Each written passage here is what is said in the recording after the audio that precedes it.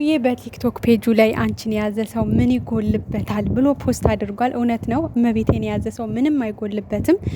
አንተን አንገትክን ለማስደፋት፣ ያንተን ስም ለማስጠፋት፣ አንተን ለመጣል እየተጉና እየሰሩ ያሉ ሰዎች በሙሉ በቅርቡ ራሳቸው አንገታቸውን ደፍተው እንደምናያቸው ተስፋ እናደርጋለን። ያንተም ሀቅ በቅርቡ እንደሚወጣልህ ባለሙሉ ተስፋ ነን። ምክንያቱም አንዳንዴ የሆነ ማለት የልቡን አውጥቶ ብትናገሩ ራሱ እንደዛው የሆነ አለ አይደለ ሰዎች አምነው ላይ ይቀበሏቸው ይችላሉና እግዚአብሔር ደግሞ ሀቅህን በአደባባይ አውጥቶ በቃ ደረትክን ነፍተህ ምን አይነት እውነት ካንተ ጋር እንዳለ በደንብ የምታሳይበት ጊዜ ቅርብ ነው የሚሆነው። ከዛ በተጨማሪ የትናንቱ ቪዲዮ ላይ በጣም ብዙ ነገር ነው የታዘብኩትኝ። በጣም በሚገርም ሁኔታ ብዙ ነገሮች ነበሩ።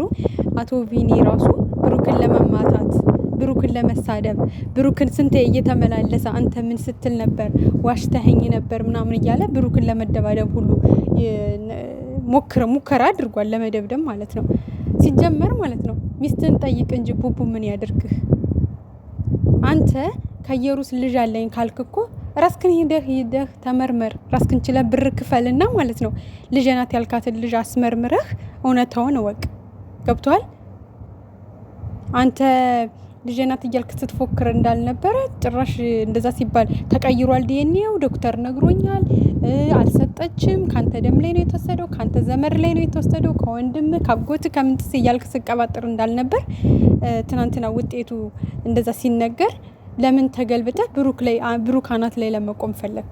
ለመደባደብ ለምን እንደዛ ፈለክ? ለምን አስፈለገ? አንተ እኮ ነህ አይደል እንዴ ውጤቱ እንደተቀየረ መተህ እንሂድና ሆስፒታል ዶክተሩን ጠይቀው ስትል የነበረው? በዛ ልክ አንተ ተገልብጠህ ምን እንደዛ አደረገህ? እኔ አንድ የታዘብኩት ነገር ይሄ ነው። በጣም የገረመኝ ነገር ማለት ነው ሲሆን እኮ አንተ እኔ እኮ ብያችሁ ነበረ ውጤቱ ተቀይሯል፣ አልሰጠችም፣ ውጤት አልሰጠችም፣ ካንተ ደም ላይ ነው ራሱ እንትን ተብሎ የተወሰደው። እኔ እኮ ብያችሁ ነበረ። ስለዚህ እኔ ምንም አልመሰለኝም፣ ምክንያቱም ቀድሜ መረጃው ደርሶኛል ብለህ መናገር ስትችል ትናንትና ምን ስትል ነበር? ለምን ዋሻኝ? ጭራሽ ብሩክን ለመደባደብ ይፋተግላቸዋል። እና በጣም ነውር ነው፣ ያሳፍራል። እግዚአብሔርን ሰው በሰከንድ በቀናት ውስጥ ምን ያክል እንደሚቀያየርና የሆነ የወደቀን ዛፍ ምን ይበዛበታል የሚባለውን ነገር ያየሁት ትናንትና ነው። እግዚአብሔርን ነው የምላችሁ። እንዴ በጣም ነው የሚገርመው፣ በጣም ማለት ነው። ብዙዎቻችሁ ደግሞ ስትፈርዱ ነበር። ለምን ብሩኬ ሀይሚን ጥሏት ወደ ሮም ሄደ ምናምን እያላችሁ በጣም እሱ ነገር ለእናንተ በጣም እንትን አስፈላጊ ነገር ሆኖ የሆነባችሁ ልጆች አላችሁ። ብሩክ ወደዛ ለሚሄዱ ለምን ሀይሚ ቃል ገብታለች ከአንድም 3 ጊዜ አይደለ? ለምን ሀይሚ አብረው አልሄደችም ወደ ሆስፒታል የሚለው ለምን አላስጨነቃችሁም ታዲያ? ማለት እዚህ ጋር የባሰ ልጆቹን የሚያራርቅ ነገር፣ ልጆቹን የሚያጣላ ነገር አትናገሩ። አንዳንድ ልጆች እስኪ ፍትሃዊ ለመሆን ሞክሩ። እዚህ ጋር እኮ የችግሩ ባለቤት ብሩክ ነው አይደለ እንዴ? በጣም ተጨንቋል። ለምንድን ነው ለመረዳት የማትሞክሩ? በጣም ጭንቀት ውስጥ ነው ያለው። እዛ ጋር ደግሞ ሀይሚ ፈርታም ደንግጣም ሊሆን ይችላል፣ አልሄድም ብለው ቀርታለች። ስለዚህ ምን ብሎ ልጁ ዶክተሩ ነግሯቸዋል። እነሱ ኦልሬዲ እዛ ውስጥ ልጁ ያንተ ነው ተብያለሁ ብሎ ሂዶ የሚነግራት ምን እንትን አለው? አቅም አለውና ነው የሚሄደው እሷ ጋር። ለምንድን ነው መረዳት ያቃታችሁ? እንዴ ፎከስ አድርጋችሁ ለምን ብሩኬ ወደ ሀይሚ አልሄደም? ለምን ወደ ርም ሄዱ? እዛ እየጠበቀችሁ ብቻዋን እኮ አቁሟት፣ ብቻዋን መጥቻለሁም አልመጣውም ሳይላት እኮ ትቷት እዛ አላሳደራትም ወይም አላዋላትም። ጓደኞቹ እኮ ይሄዱ አይደል እንዴ? ብትረዱ ጥሩ ነው አንዳንዴ።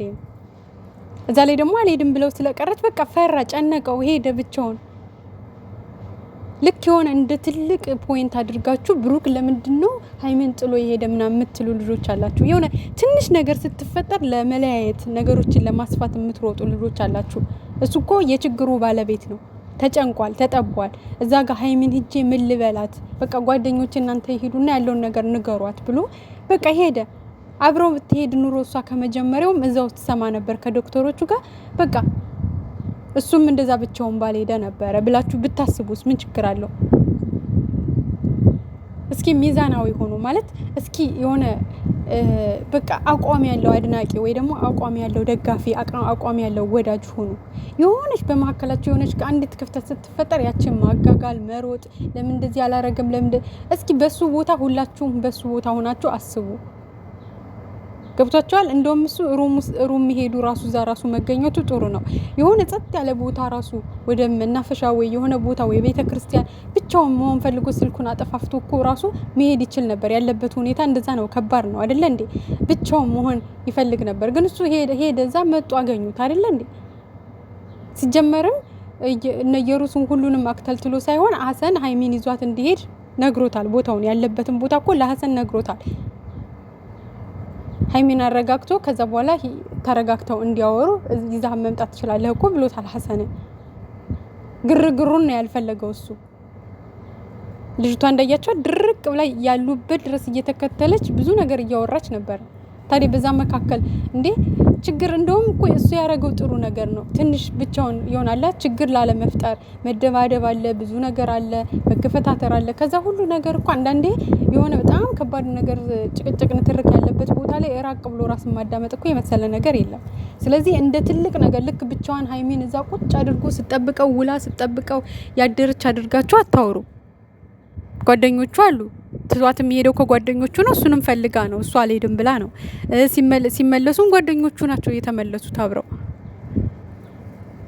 እሷስ ተናዳ ነው ያልጠበቀችው ነገር ስለሰማች ነው ብለን እንረዳት። ተመልካች ጋር ግን ያለው ነገር በጣም ነው የሚያሳፍረው። እግዚአብሔርን እንዴ ስማ። ለማንኛውም እግዚአብሔር ያውቃል። ሁሌም እግዚአብሔር ከንጹዎች ጎን ነው። በእርግጠኝነት ሁኜ 100% ሁኜ ነው የምነግራችሁ። የብሩኬ ሀቅ በቅርቡ ይወጣል። እመኑኝ ማለት ነው። በደንብ የተቀነባበረ ሲጀመርም 2 የምርመራ ወረቀት አይሰጥም። ሲቀጥልም ደግሞ 99-100% በሉት በቃ ነው የተባለው። የራሱ ደም ነው። ከራሱ ደም ላይ ነው ዶክተሩ የራሱን ደም እንትን ገልብጦ ያሰጠችው እንደዛ አድርጋ ነው።